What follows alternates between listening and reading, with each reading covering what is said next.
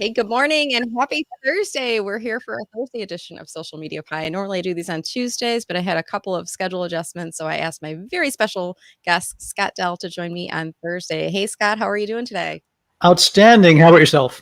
I'm doing well, thank you. And I want to invite our audience. I'm noticing there's a little bit more of a lag coming off of StreamYard lately to post onto LinkedIn. So when I click go live, it's not quite as fast as it used to be. So I want to invite our viewers, anyone who's watching this live right now, if you could please leave a comment below and let us know that you're seeing the live stream. That helps. It's kind of like the equivalent of the tapping of the mic saying, "Is this thing on? Can you hear me in the back?" So for our audience watching, if you could do that. And while we're waiting for those comments to come in, I'm very delighted to have all of you here today. This is kind of like my live podcast series where I bring on inspiring people to inform and educate you. And I always handpick people. Sometimes we just have good dialogue and conversations, and I say this would be a great LinkedIn Live. Let's come on. And other times, I have people suggest my guests, and I'm trying to remember, Scott, how you and I met, and we were kind of trying to think about that before the call. It was through probably the job seeker community. Is that right? I believe so. I mean, we're in the same space and we're here to help people. And I love your attitude and appreciate you as well. I think that's where we got our foundation. Oh, good. Well, it looks like the live stream is working. I saw one person say the image is frozen. And then I started Mm. singing Elsa, the song from Frozen. But then I see others saying it's all good. They can see it clearly. And now it's like all these song titles. I can see clearly Clearly now. now, yep. No more rain. I might start breaking into song if you guys put song lyrics in there. No promises. I'm not a good singer. Now is okay. All right, Lewis, thank you for telling us that. We really appreciate it. And I want to invite our audience to continue to drop their comments as we get the conversation started. Now, Scott, wherever we connected, I know it was back in 2020 because we can see that from our LinkedIn messaging history. And I know you come on a couple of the Friday VIP job seeker calls that I offer every Friday, 10 to 11 Eastern, free for anyone in career transition. And you've been a contributor there. So at any rate, I'm glad that we have had the opportunity to connect. For those people who don't know you, Scott, can you tell us a little bit about you and about your business? Of course. Officially a full-time academic, but only for the past 15 years. Prior to that, been entrepreneurial, CPA, but don't hold that against me. In terms of work for the Big Eight, which is now the Big Four. So hence the gray hair, you can kind of see that depth. Just got the doctorate 3 years ago, officially. So lifelong learner, and I like to help other learners as they progress in their careers and directions. Very active in the career space. Obviously, that's our connection and where we've gotten together. And again, love your feedback. I was spying on your Fridays, just getting some insights and ideas. And I get great ideas from you all the time. And hopefully I was able to share some ideas, and maybe some of those insights have helped you and your audience as well. And I guess that's why we're here today. That's awesome. And I welcome anyone really into the Friday calls there. I call them Friday VIP job seeker office hours. So they're really designed for people that are in career transition, unemployed, underemployed, in between successes, or sometimes working but looking. But Mhm. occasionally I do have folks like you, Scott, that are supporting the job seeker community that come in and either come in and contribute. They help with the job seeker Q&A portion of the calls, and sometimes they just come in to observe like you're doing. So I always welcome those folks, as long as you're coming in with the right reasons, like you're there to support the job seeker community as well, and you're one of those individuals, and I always welcome you to come on. Well, So thank you. glad to hear that. Appreciate it. So we're here today, Scott, and when I invited you to come on to a LinkedIn Live, I said, what do you want to talk about? Pick anything. And you said, you guys can see it right above here, let's talk about helping our next generation succeed in their health, happiness, and career. All right, Scott, how do we do that? Hey, that's the $1 million question. I guess these days, the $1 billion question. But the opportunities are out there. I do specialize in the 18 to 28-year-old career space, be it internships, be it job opportunities, and getting out of those placeholder jobs that folks are not really advancing into those career opportunities that, and I hate to stereotype anybody, but Gen Ys and Gen Zs kind of shy away from the career terminology because there's more of a current emphasis. So the opportunities to help the generation succeed is kind of got to be where they're at. Mhm. And you know what? Yeah, I've got enough gray hair to go around and been around the block at least once or twice. And I have 5 kids who also keep going around the block. And one autistic son who keeps me grounded as well. but being able to help the future generations and understand, and I'll tell you, that's what I love about academia and entrepreneurship. They both keep me current personally with the different generations. I learn new things every day, new tools, new people, new environments. And that's what I'm seeing our new generations needing to adjust to. I was just talking to somebody in academia, and they said, you know what? The research they're doing, they haven't looked at an article past 2017. Okay, Mhm. anything older. I'm saying, okay, 5 years worth of stuff. There's some good stuff. I mean, look at the books behind. There's some good classics out there, but all this new information and just it's snowballing and growing. And so, how do we find a place for our future generations to make their place and not be CEO a year and a half after graduation, which many want to be? Just surveyed my students. I do that on a regular basis when I have Mhm. classes. I say, okay, about engagement, about salaries. So my students are expecting $60,000 when they graduate, and I'm here in Florence, South Carolina, which probably does not match that market overall. Although I've got a student graduating with a six-figure job, heading Well, out there to you go. Arizona. Mhm. So there's all kinds of successes. So I try to figure out what makes for that success and how do we foster that for everybody and make those opportunities. So I have a business partner actually in Madison, Wisconsin. I spent 30 plus years in Wisconsin, been in South Carolina for 3 years, native Bostonian, so native East Coast, but now in Florence, South Carolina. And we've developed a curriculum that really goes beyond the resume, the cover letter, the interview. There's so much goes on before that, the planning. There's a Mhm. bunch that goes on the follow through. How do I succeed now that I got the position? So that's where the emphasis is and the direction of trying to find out how to help the future generations.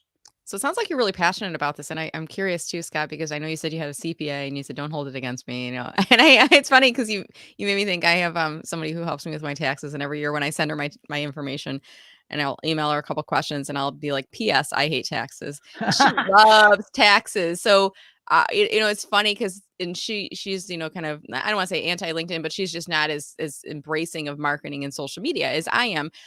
All of us have different passions, and that's really what makes the world go round. It makes us, there's people that help with services, and there's people that are coaches and consultants, and there's people that work for corporate organizations. I'm curious though, how does a CPA get into the line of work that you're doing? Interesting question. I'll tell you. I mean, my career is. You talk about the seven, not just jobs you might have, but the seven careers. Well, I think I'm on eight or nine, Yeah. and I've still got a ways to go. I'm not sure what I want to be when I grow up, but and so I'll Yeah. just preface my conversations. Um, I did 2 years at the Naval Academy, spent a year in Israel to recover from the experience, joined the reserves on my return, and actually finished in accounting because I wanted to be in business. That was my direction. Okay. Not so much taxes don't fascinate. As a matter of fact, I managed an H&R Block office when I was undergrad, Boston University, and realized I don't like taxes. But Scott, you're a CPA. I got a tax question. I say, great. I'll call my accountant because I don't keep up. That's not one area. That's my skill set. That's not my power. But being able to understand, and that's what I emphasize with internships. What's often more important is finding out what you don't like Hmm. as what you do.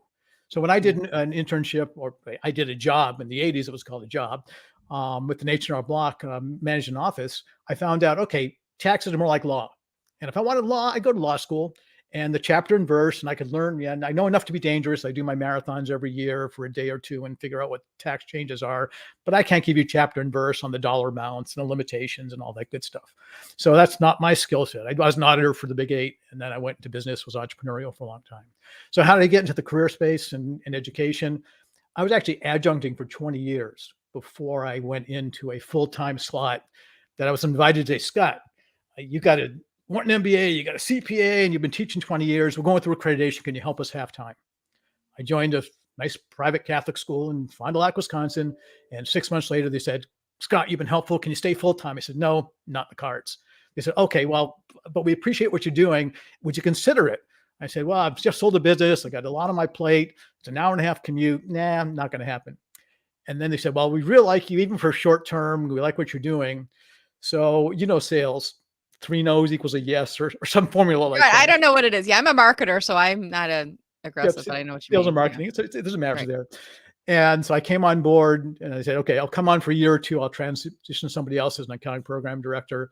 And 13 years later, I was still accounting program Right? director. Well, because there was something within that, like the teaching others and helping to give back, which was kind of like part of your passion, right? Right. The entrepreneurship, the opportunities. I was a model UN advisor, got our Yeah. students to go to New York and DC, started some clubs and organizations, started a Toastmasters chapter, which anybody who's listening, Toastmasters, fellow Toastmasters, Toastmaster right here. Yeah. outstanding, amazing. We had Yeah. 1/3 students, 2/3 community, lots Mhm. of leadership, communication, all kinds of training. One of the VPs of a local insurance company was an officer who was recruiting through that. And it's just a great place to meet people and to develop skills.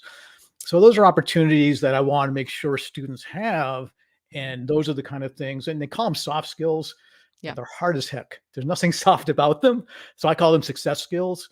But those are the skills I try to emphasize in getting the points across to our students, because that's where they're going to succeed. Yep, the technical skills are important. For whatever reasons, college is being de-emphasized. I just read in Maryland, they're cutting out and talking about, okay, we got over half our jobs that don't need a college degree. Mm. But frankly, a college degree it's not that you went out and partied and know how to drink beer on weekends. It is that you can attend class on time. You can Right. actually have some critical thinking skills. You learn certain technical skills, and then you can get involved and have some social skills as well. My athletes were always the ones that were succeeding gloriously because they could do the time management and they can do the balancing. The veterans also, as a fellow veteran, Yeah. those are the kind of folks that, again, learn skills and techniques. And all students can take advantage of those and often do. That's a very structured environment, right? And by the way, thank you for your service. Honored to do so. It's great to hear that. I when you're talking about, kind of this there's this whole conversation happening nationally right now about education and higher education and Yeah. student loan debt and everything else.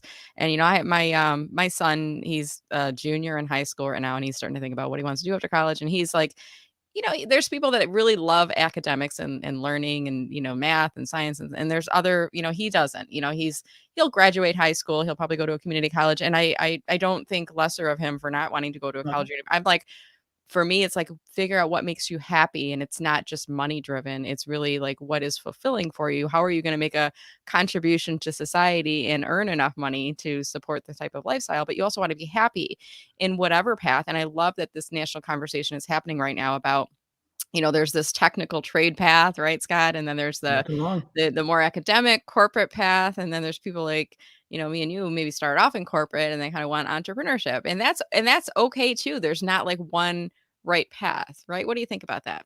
I agree wholeheartedly, but I will say that it's lifelong learning. Okay, I got Yeah. my second master's in education technology, and that was Mhm. kind of in between the doctorate and the MBA. That's something we all need to be aware of. I have a daughter. Okay, went to Hopkins, got her master's in public health, and I said, "So when you going back to school?" She goes, "Never." Okay, that's not. I'm not surprised by the answer. She's had enough at this point, and she's done what she's in Baltimore, doing well and enjoying what she does.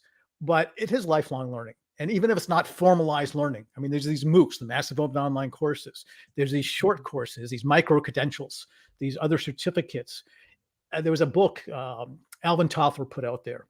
And it's one of the quotes I think basically relates to say, what's important about learning is the ability to learn, unlearn, and relearn.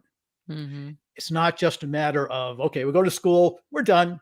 I mean, and even plumbers and contractors can't just do that because the technology is changing. Electricians can't do that.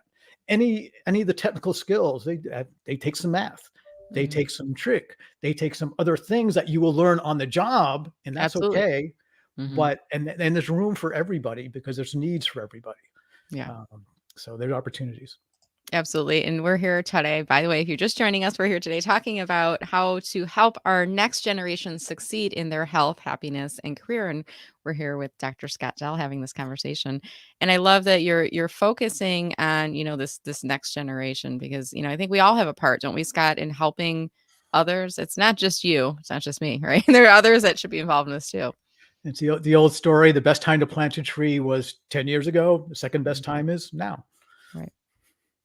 Yeah, absolutely. So we've talked a little bit about career. Let's talk about, health and happiness. How can we help folks? Or is this all related? Is that related to career? I really think it's integrated and related.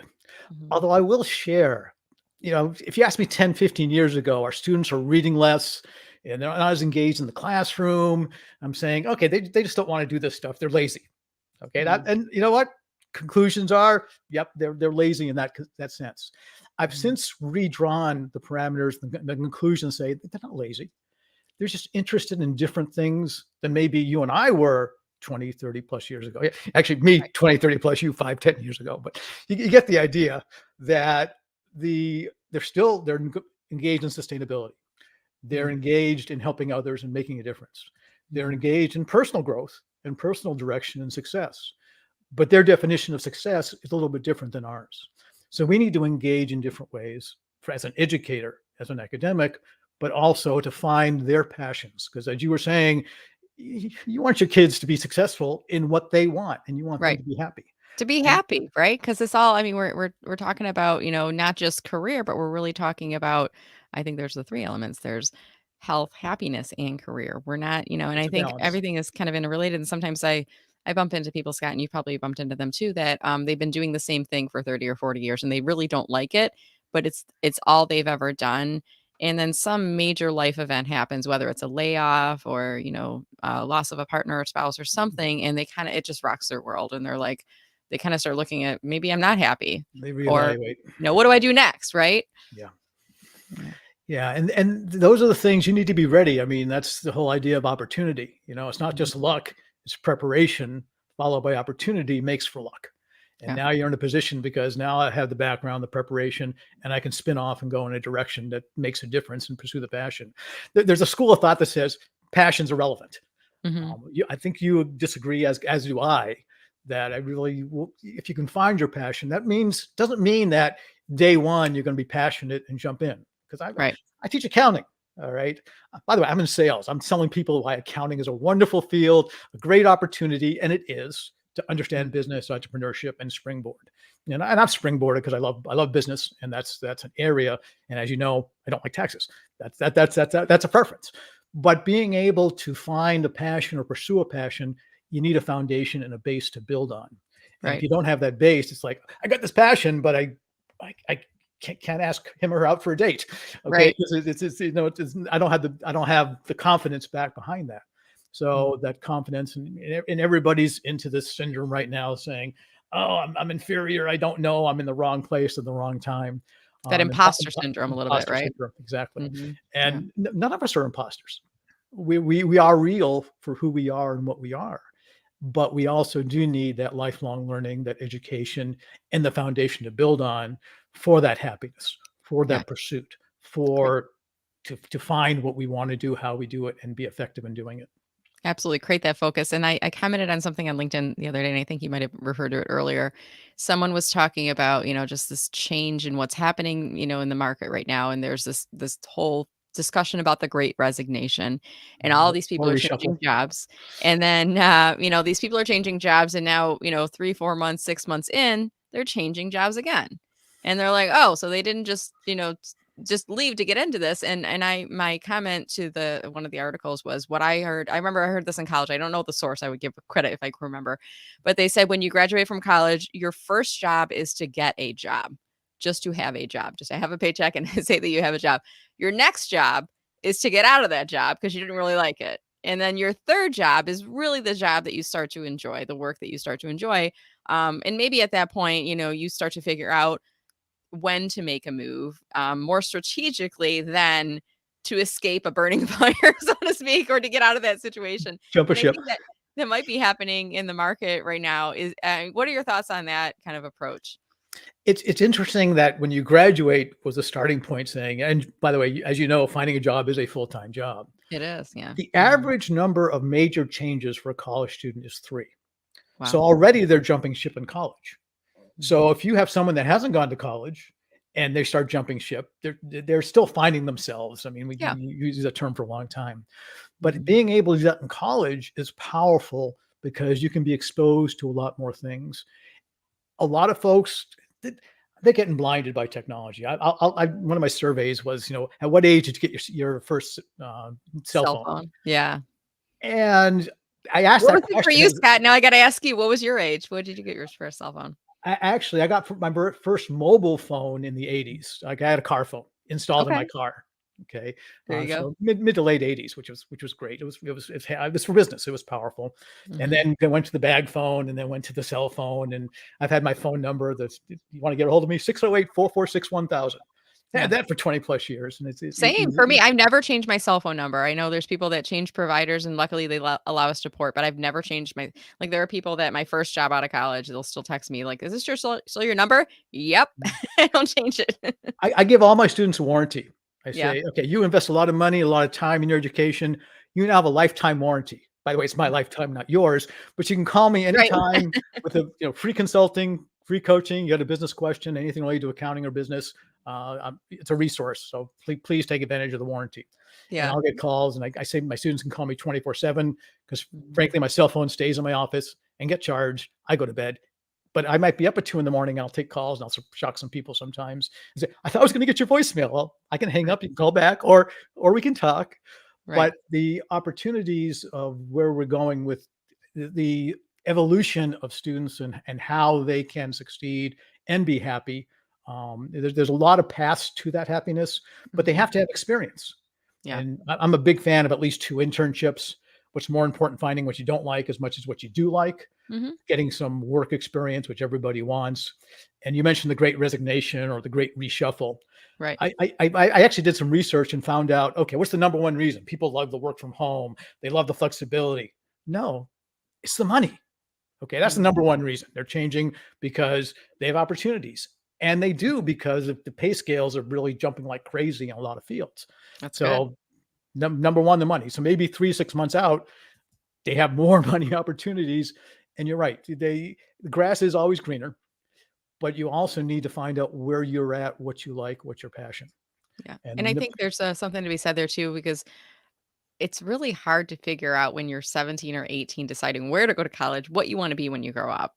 yeah, And you kind of, I remember the advice of people saying, well, what classes do you like the best? And then pick that as a degree. And you feel like you're locked into this commitment, this daunting thing. And there's, whether you're getting student loans or scholarship, it's a huge financial the investment. pressure's on.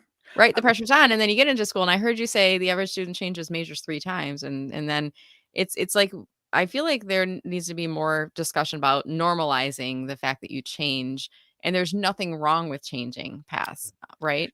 Yeah, I mean, like I say, my partner and I developed a career business partner career curriculum.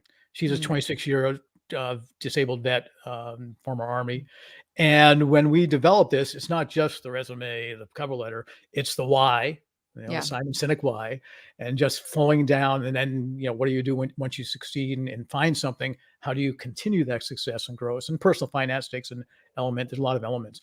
One thing I was getting at before with the cell phone. I took a survey of my students. Why did I take a survey of students? What age were you when you got your cell phone? I Yeah. took it because I walked into class, 80+% of my students were on their cell phones texting. Right. The other 10 or 20% were on their laptops. None of them were talking. Yeah. None of them I felt were communicating. I mean, texting, some people say that's So different. communicating. Yeah. It's a form of communication, agreed, but it really loses out on a lot of the context of communication. So, Mhm. where are students going to get these success skills to be able to interact with others and explore career opportunities? They need to engage. I mean, when my kids went into high school, it was time management and get involved. Right. That was the buzzwords. And Mhm. when you get into college, time management and get involved. Yeah. When you graduate college, community, time management, get involved, and Right. you need to engage. Those are the things that are going to help you understand yourself better and be able to help others better. And that's the Mm. track I've been trying to follow. I love it, and you made me think of something too with my kids, I resisted cell phones with them as long as I could, and, Agreed. we had our kids were 6 years apart, so I remember one day, I don't know how old my daughter was, 2 or 3 or 4, and I looked over my son had a cell phone, and I'm like, "Where did that come?" I feel like I was in a daze with us lack of sleep, but my husband kind of like, gave him his old phone, and then, we started pretty early, and my daughter, we resisted, I think it was still like 3rd or 4th grade, but all of her friends had a phone. And it was really the convenience of when you go over to a friend's house, if you wanna come home, text me, having that without having them to get the house phone, and nobody has house phones anymore, Yeah, so that's you right. have to Landlines are dead. Yep. it's funny, but, when we sit down at the dinner table, it's rare, we sit down all together, but when we do sit down at the dinner table, I have a no cell phones rule. Mhm. No phones anywhere near the table. If it is there, it's flipped over. You can't pick it up until we're done because we need to communicate. We need to be able to your point, get conversational and gain those skills so that we can communicate with human beings, not just with technology, right? I had a student, she was a student, 3.9, okay, not quite a 4.0, not perfect, but 3.9 in accounting. And we started an accounting club, now became the accounting finance club. And Mhm. we were recruiting, I had my students recruit guests for career night, for panelists, and she was contacting a local CPA firm and saying, great, what's the result? Well, I've been reaching out to the CPA firm. I've emailed them 3 or 4 times. They haven't responded. I said, Yeah. okay, what's the next step? How do you, what can you do? She said, well, I guess I can stop by there. I said, perfect, great idea. Any other ideas? Well, yeah, I can send another email. I can find some other people network. Okay, that's cool. Frankly, I was looking for. I can pick up the phone and call The them, call right? wasn't an option. Like, getting a person on the phone that wasn't even, like, in their selection set, their It criteria, right, wasn't at in the, all. yeah, it wasn't in the vision. And I said, Yeah. have you thought about picking up the phone and give them a call? And she Yeah. goes, no, I don't like talking on the phone. I said, Yeah. I can appreciate Gen Z. You know what? Sorry, Gen Y, millennial. I can appreciate, but sometimes that's actually more effective. She goes, well, and then I asked, so you're in Florence, South Carolina. What happens if a firm in Atlanta calls you and says, I would like to do a phone interview? Because Yeah. she told me, I said, how about you get her interviewed? She goes, yeah, well, I'll say, can I come in and talk to you? I said, Mm. that's great initiative, great Mhm. direction. What happens if they're out in Atlanta 6 hours away and they say, we'd like to have a phone interview? Are you going to drive out there for a 15-minute phone conversation and drive back after that conversation? Guess not. And Right. so I actually tested her a couple of times. I'd call, see if she answered a phone, and she did, and so tried to get her more comfortable on the phone. But and again, I hate to stereotype any generation, but they're text like mad dogs, but they won't talk. So any Yeah. customer service opportunities, any interaction opportunities, we talked about Toastmasters.org. Mhm. Those are the opportunities that actually get engaging conversations going. So tell us a little bit about Toastmasters. I know about it, but there might be Uh, some folks watching that go, "Toastmasters, Scott's a part, Brenda's a part. Well, I wanna be a part, mhm. maybe. What is it? Can you I tell us?" actually had a number two guy at cheese company in Fond du Lac, Wisconsin. I'm talking to chief operating officer. Mhm. And we started a chapter, and frankly, I was looking for money. So we were having a good conversation. He says, I'm impressed by Toastmasters. I said, really? Yeah, I can always tell when someone's been in Toastmasters. I said, really? How can that be? Well, they interview, they can hold a conversation, they can ask interesting questions, and they put it on their resume. I said, wait, time out. That's cheating. Okay. But he said, "No, actually, frankly, Toastmasters does help hone communication skills, ability to think on a dime. Yeah, you as a Toastmaster know, okay, we got these 2.5 minute Table incredible. topics? I do the fortune cookie table topics. Do Yep. a fortune Mhm. cookie exercise here. You got 2 minutes to speak on why friendship is important, whatever it might be in a fortune cookie. Okay, so that was our Chinese New Year. I did an exercise. Those are the Mm. kind of things that help you kind of make the mind nimble Right. and be able to hold a conversation, get rid of the ums, the ahs, and the other filler words, okay, that we all use. Right. Um, and then it is also leadership development. It is Yeah. also networking. It's also communication skills, not just public speaking skills, which, as you know, Mm. many fear public speaking more than death. Right. So that's a powerful environment. And Toastmasters is a great place to hone those skills and develop friendships and network and learn more about yourself as well. Completely agree. It's funny that you say, like, more people fear public speaking than death. I remember I don't know if it still happens or not, but there's a Toastmasters chapter was in Southeast Michigan that meets at a funeral home. Like, literally, I don't know if it's, like, the upstairs room or something. It's not, like, in the viewing rooms, but they meet inside a funeral home, and that's one of the things they talk about, that we would rather be downstairs laying in the casket than speaking in front of the room. Like, how crazy is that? But Intense. it's like a human fear to be, speaking in front of a group. But and I remember when I first started Toastmasters, I don't think it's their tagline anymore, but at the time it was find your voice.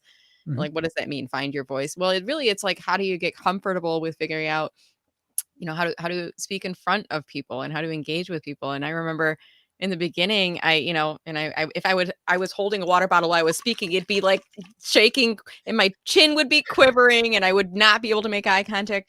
And by the end of my Toastmasters, time, I loved speaking. I got There you that go. ability and I figured out if I was having a good time speaking and enjoying How do you myself, it's kind of infectious. It's like right now uh, when I'm talking right now, if I was all flat and normal and my face might seem nervous, people be tuning out. But when you start to grasp that comfort. So is Toastmasters something that you recommend for people early on in their career? Is it too Wholeheartedly. late if it's mid-career or later in their career, or what do you think? As in my military, without hesitation or reservation, I swear. I really think that there's really power in that. The opportunities, and as you know, public speaking, people will finish public speaking thinking they were jittery, shaking, and nervous, Yes. but Yeah. they don't come across that way. Yeah. They actually come across communicative. They may be pausing a little more thoughtful, but this Toastmaster stuff really does help hone that skill. And it's like any skill, you got to Mm. practice. Yeah. And that's practice, practice, practice. One of the things I love about Toastmasters too was you get, when you do a speech, you get somebody to evaluate your speech and you get that immediate feedback. Somebody is assigned to you, but they always kind of did it in a sandwich format. They tell you what you did right. They give you suggestions for improvement, but in a coaching, supportive way, not in a overly critical, like you stunk, don't ever come back again. It was always in here's what you did. And things for me, they would say, like, you say the word, you say that phrase a lot. They would point out those things that you don't realize that you're doing. And then at the end, they would kind of package it all together and kind of say, I'm looking forward to seeing your next speech and seeing you improve upon it. So you feel like it's this nice sandwich of love and support. And the sandwich technique, that's what they call it. They Yeah. tell you the good, they tell you the not so good, and they tell you the good. Yeah. And I will say, by the way, my filler word is "and," if you haven't noticed. And okay. And I have so much to want to say. It's but the opportunities in Toastmasters is such a positive environment. It's not a place where you're right. You're not being criticized. Like, don't bother coming back. You're worthless. It's a positive environment that says, yes, you can do this. This was cool. This was not so cool. And Well, yeah, here's where you something go. I observed. And it was even like the way that they point things out. Here's something I observed. It seems like when you get nervous, you tend to talk fast. Is that correct? And you might go, maybe. Yeah. But it makes Yeah, you think, doesn't it? makes you think. It plants the Well, seeds and you process. Well, speaking of feedback, I want to get our audience sharing feedback with us. And I've got the ticker loaded on below. I'd like to see if our audience has any questions or comments. And we're here today talking about, let me just pull it up on screen for a second, helping our next generation succeed in their health, happiness, and career. So if you have any questions or comments about this, drop them in here into the chat right now. Even if you're watching this in playback later, still drop them into the chat. I'll make sure that Scott has the link for later on. I do see, Scott, that we have gotten a couple comments in here, and I want to share a few of these up on screen right now. Let's see here. So first we had Greg Peel. Greg was one of my former HR managers a couple careers back. Greg, it's so nice to see you on live here today. He's saying that Gen Y and Zs are looking for more life-work balance. They don't necessarily have the desire to climb the corporate ladder. These two generations will change the future workforce. What do you think, Scott? The future is young and opportune, but I will also say the stats are for Gen Z that over 70% of Gen Z in the next 5 years will be part of the gig economy. Gen Y, millennials, over 50%. Now, that doesn't mean they're full-time entrepreneurs. It could mean they're part-time entrepreneurs or full-time, but the engagement and they're pursuing their passions and making some money out of it or another avocation is pretty powerful. And I do agree there's a work-life balance and the 4-day work week. I'm not going to talk pro or against. Right. There's a place for everything, by the way. There's a place for the 1-day work week and a place for the 7-day, depending on who you are, what you are, and why you are. So those are things that, and we don't need somebody else telling us to tell us that you should have a 4-day work week or you should have a 3-day or you should have a 6-day. That's not anybody to tell us. It's us to tell ourselves and pursue the opportunities that we want to run with. So I agree, work-life balance is powerful and needed. And you're right, the Gen Z, Gen Y, and even Gen X we all want a balance. Right. Well, it wasn't as balanced when I came out because I started right for the big 8 in May when I graduated a week later because I needed the money. And those are the things that was the career and the direction. But then I went entrepreneurial and had a lot of flexibility, and that gave me the opportunity for travel, balance, and what I wanted. Very good. I love that you're sharing your story because this might kind of inspire people out there that are listening, thinking about there's not just one path. And I lost ski season. I was skiing when I graduated college. I wasn't skiing after that for a long time.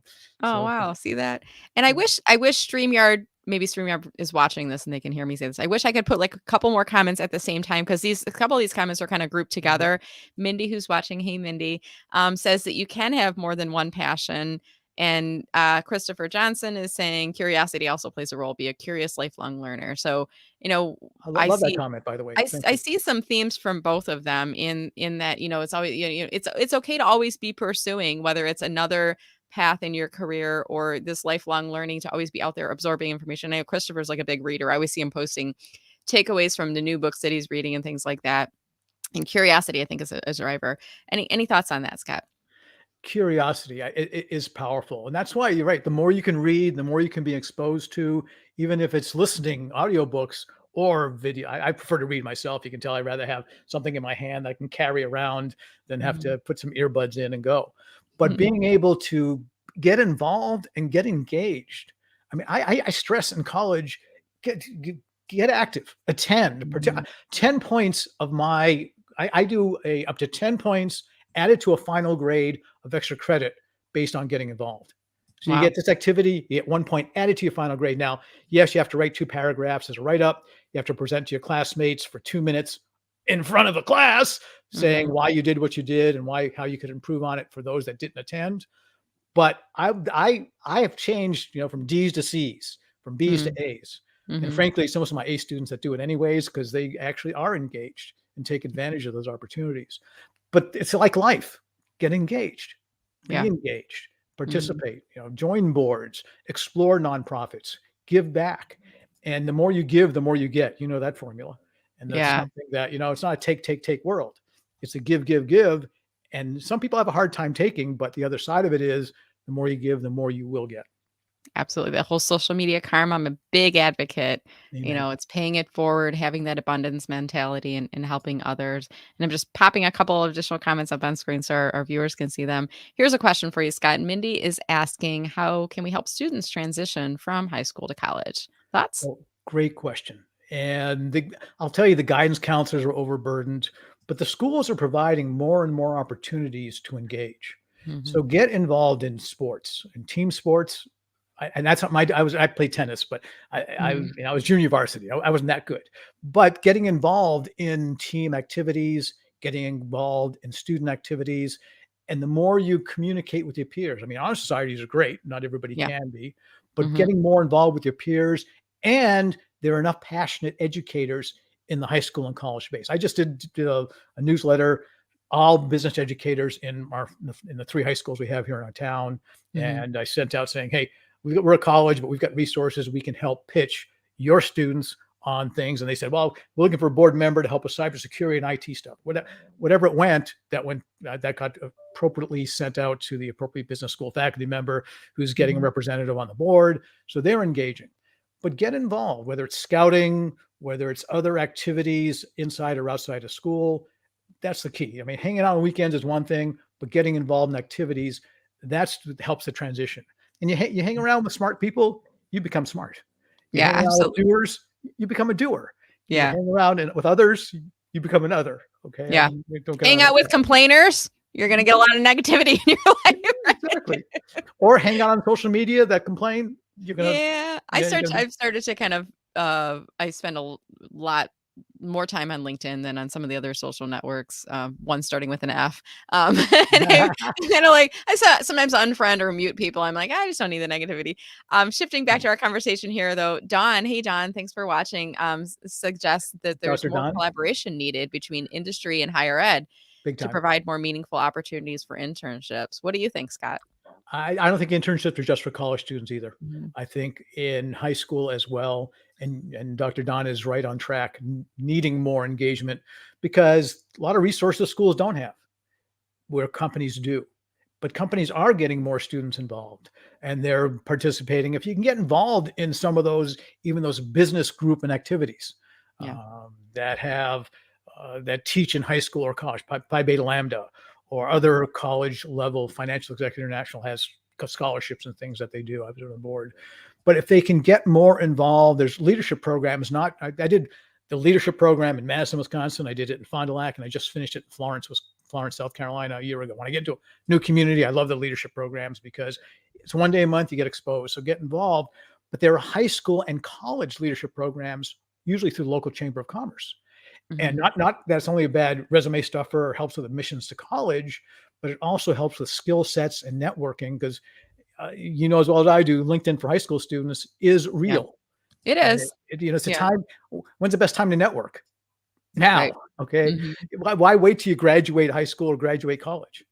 Yeah. Network now, but getting involved in those activities gives you that much of a leg up and an opportunity to get exposure to some of these nonprofits and for-profits. It doesn't Yeah. mean it has to be paid engagements, paid and college paid internships are the only ones I think are really worthwhile. I don't Yeah. like unpaid internships. I think you have to pay because at some point, the person who's doing the Value. internship is gonna go, "I'm not getting paid for this, so what does it really matter?" I think And it's just you gotta pay them for the work that they're doing, I think. and the employer is the same thing. The flip side is I'm not paying you so you can make coffee.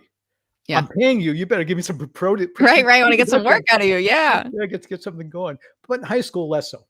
Yeah. So that not there's the value of a dollar and financial education, which is Mhm. lacking and needed, personal finance, but there's all kinds of opportunities that one can get involved with while in high school and in college. Mhm.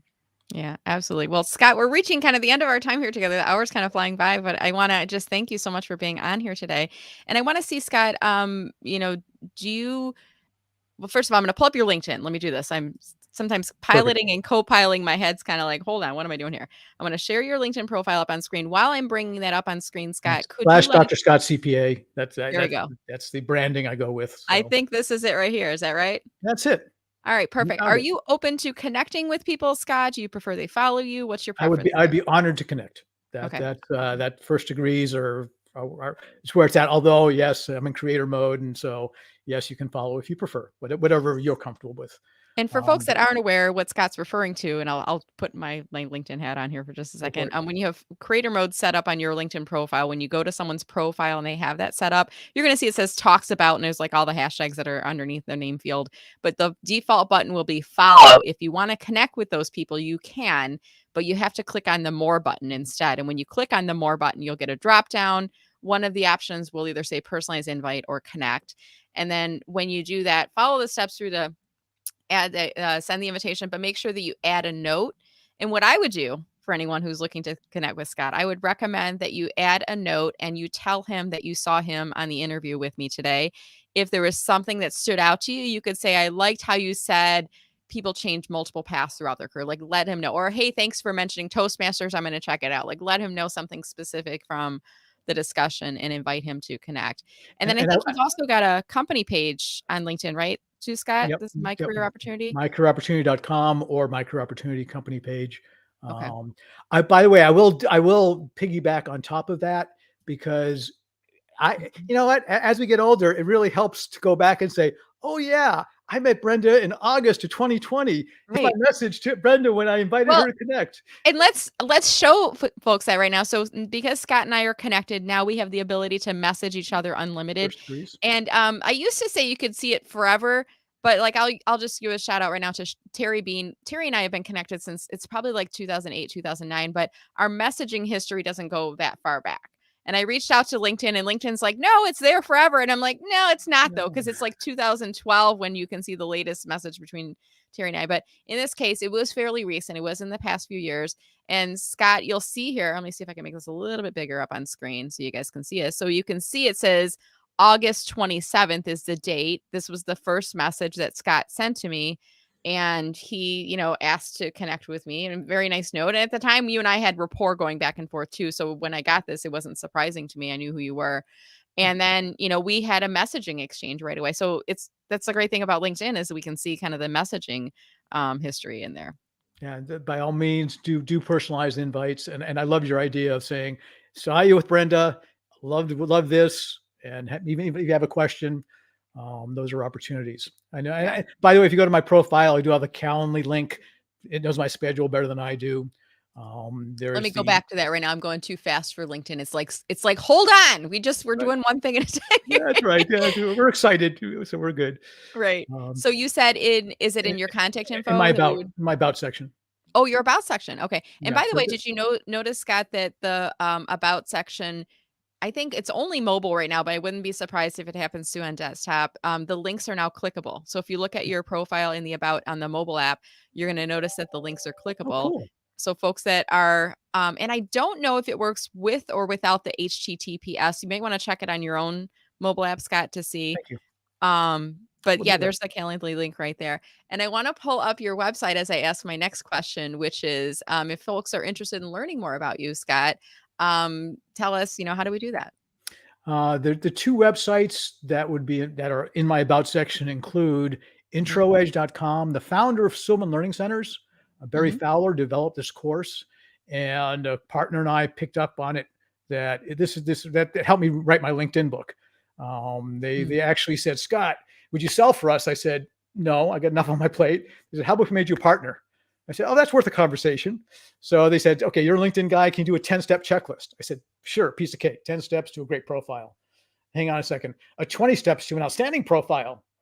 Wait a minute. 30 steps to a top 5% profile. This is a book, not a checklist. So I wrote the book. Right. That's where the book came from. Oh, good. But So how do we find your book? it is on my author page in my about section. Okay. Or you can kind of say, oh, look up this, your complete guide to succeeding with LinkedIn. Well, I'm going to pull this up on screen because it helps me when I'm watching the playback and I can kind of find the link. Is it on Amazon too, or where do It we, is where on do we buy it Amazon. from? Yep. Okay. So if I go to your about section, it's going to list this. Where is this at? Help me out here. Okay. Find my book at right here. There you go. This Amazon link. All right, perfect. I will drop that into the Thank you. screen right I now. like your book too, by the way. So yeah, I like your What's that? background with all your books. So that's kind of cool. Oh yeah, we both have the bookshelf in the background, right? That's Yeah, it's right. kind of a That's right. decorative thing in the back. Oops, this is Amazon. I love it. So there's your author page, which will allow us to find your book on there. Well, Scott, this has been just such a delightful conversation. The hour's kind Always. of flying by on here, but I want to give you an opportunity for any final comments on, we're talking today about helping our next generation succeed in their health, happiness, and career. Any final comments for us? Two comments. First, I want to say thank you to what you do to help our future generations succeed, health, happiness, and career, because you do an amazing job. So kudos to you and your efforts. And I also want to reach out if anybody has an idea. It's co-opetition.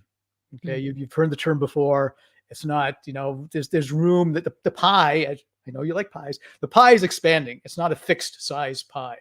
And with that in mind, there's growth and opportunities. We've got a 16 module curriculum and a syllabus to go with that for the full career track for college students. So that's been designed, developed. We have a whole bunch of resources that pop with that. So if anybody has any questions and wants to talk about that, we're always enhancing that. We're always looking for additional resources to help our students succeed. So if anybody has resources or wants to find out about resources, that Micro Opportunity has a bunch of free resources. Intro Edge is under $100, gets you a decent course on answering the question, tell me about yourself, which we all get asked. But again, I would appreciate and welcome feedback and the opportunity to learn what others do and how they're succeeding. And maybe we can help each other. Awesome. Well, thank you so much, Scott. Really appreciate your time joining us here today. And hopefully we'll get the chance to meet each other in person at some point. I think you're in South Carolina, is that right? And Correct. I'm Michigan. So, but maybe we'll cross paths at a career conference or on the stage some point in the future. But it's been a delight getting to know you today and having you on. So thank you again. You're very welcome. Would be honored. And I look forward to that opportunity. Thank you. Awesome. And as we wrap up here today, I want to thank our audience for watching. If you were watching live today, I would love it if you could drop a comment before you leave the video. Let us know if you enjoyed the discussion, if you learned some new things here today, or if it just made for a brighter morning for you as you're getting your day started. Or maybe you're watching this a little bit later in the day. Still leave a comment in playbacks. It helps us to know that people are watching it. This was live streamed on LinkedIn. It's also on YouTube and it's on the Meller Marketing page on Facebook. So wherever you're joining from, leave a comment there. I'll be sure to share the links with Scott. So if you do have questions or even for anyone else watching, if you have additional resources that you'd like to share, please drop them in comments. And as soon as the video's done, there's one other thing you can do. If you have not yet posted on LinkedIn this week, as soon as the video's done, you can go back to my activity feed for Brenda Meller, click to share it, and you can share this video with your network. If you do so, I encourage you to tag Scott. You'll do the @Scott Dell in the comments and then tell people something that you learned by watching the video, or maybe give some advice. Watch this video if you're looking at how to help the next generation, or if you're looking for advice on career strategy, like tell people why they should watch it. You never know who you're going to reach, and we can all do our part to help and pay it forward. On that Before you note, get, I wish everyone a wonderful week. Look forward to seeing you all on LinkedIn, and stay safe and stay healthy. And we'll see you all soon. Take care. Thanks again, Scott. Take care.